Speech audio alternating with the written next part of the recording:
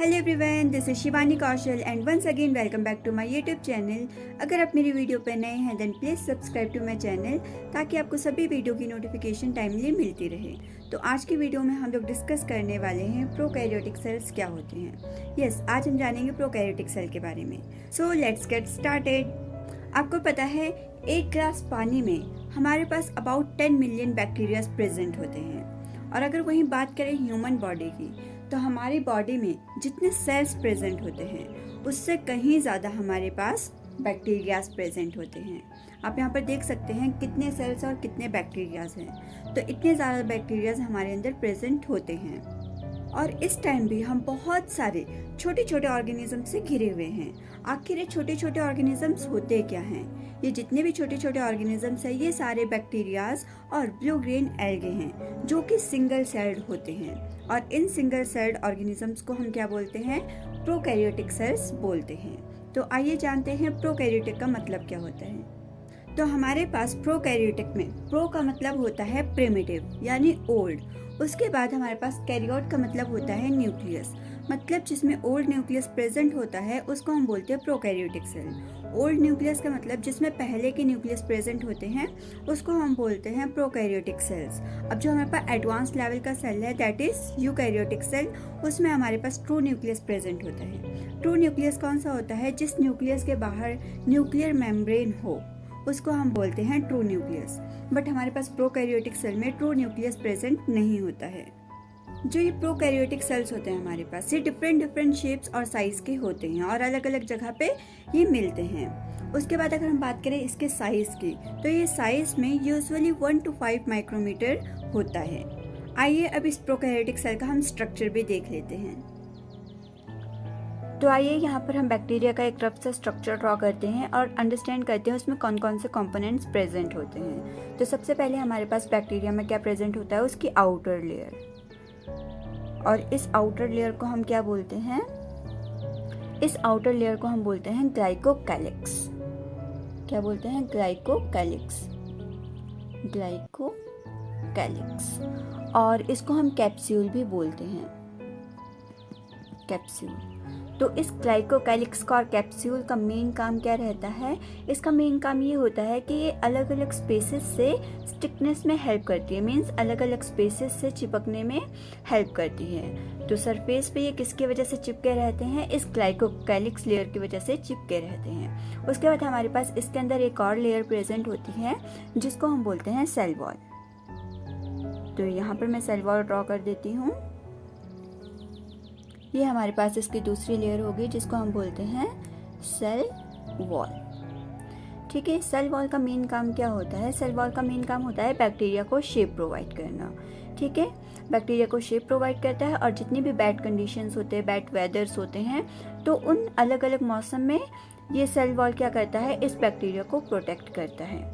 ठीक है, उसके बाद इसके अंदर एक और लेयर प्रेजेंट होती है जिसको हम बोलते हैं प्लाज्मा मेम्ब्रेन। तो हमारे पास इसके अंदर की एक और लेयर आ गई जिसको हम बोलते हैं प्लाज्मा मेम्ब्रेन। Plasma membrane. ठीक है, इस प्लाज्मा मेम्ब्रेन को आप सेल मेम्ब्रेन भी बोल सकते हैं। और इस प्लाज्मा मेम्ब्रेन का मेन काम क्या होता है? इसको हम ट्रांसलूसेंट लेयर बोलते हैं और इसका मेन काम होता है ये मॉलिक्यूल्स को डिसाइड करती है कि कौन से मॉलिक्यूल्स अंदर जाएंगे और कौन से मॉलिक्यूल्स अंदर नहीं जाएंगे।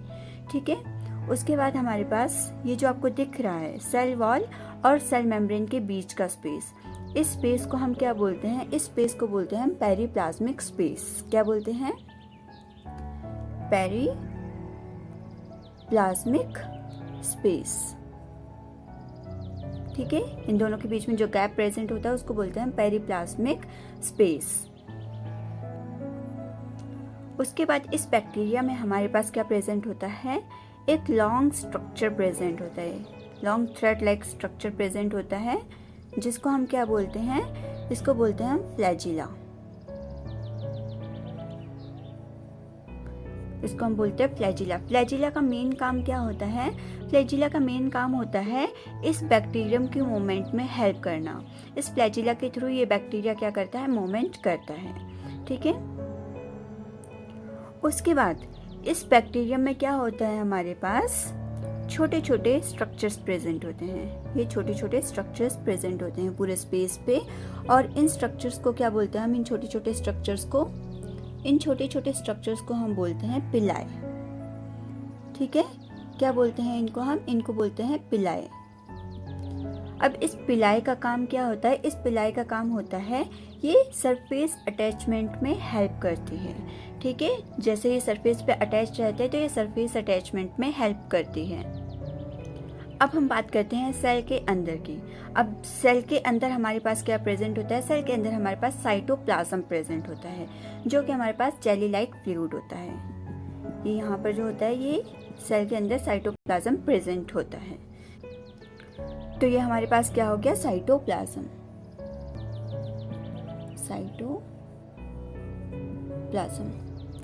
ठीक है, ये हमारे पास साइटोप्लाज्म हो गया। और इसके अंदर हमारे पास क्या प्रेजेंट होता है, इसके अंदर long thread like structure present होता है, जिसको हम क्या बोलते हैं, इसको बोलते हैं हम न्यूक्लियोइड। क्या बोलते हैं, न्यूक्लियोइड। इसको हम बोलते हैं न्यूक्लियोइड। ठीक है, न्यूक्लियोइड भी बोल सकते हैं या फिर हम जीनोमिक मटेरियल भी बोल सकते हैं। और इस लॉन्ग थ्रेड लाइक स्ट्रक्चर को क्या बोलते हैं हम, क्रोमोसोम भी बोलते हैं। इसके अंदर क्या होती है, सारी इंफॉर्मेशन रहती है कि बैक्टीरिया कैसे जिंदा है, कैसे ये मूवमेंट करेगा, हर एक चीज़ की इंफॉर्मेशन इस न्यूक्लियोइड के अंदर प्रेजेंट होती है। उसके बाद हम चलते हैं इसके अंदर और भी जो मटेरियल है उसके पास। जैसे हमारे पास इसके अंदर और छोटे छोटे स्ट्रक्चर्स प्रेजेंट होते हैं, तो इन छोटे छोटे स्ट्रक्चर्स को क्या बोलते हैं हम, राइबोसोम्स बोलते हैं। क्या बोलते हैं, इन छोटे छोटे स्ट्रक्चर्स को राइबोसोम्स बोलते हैं।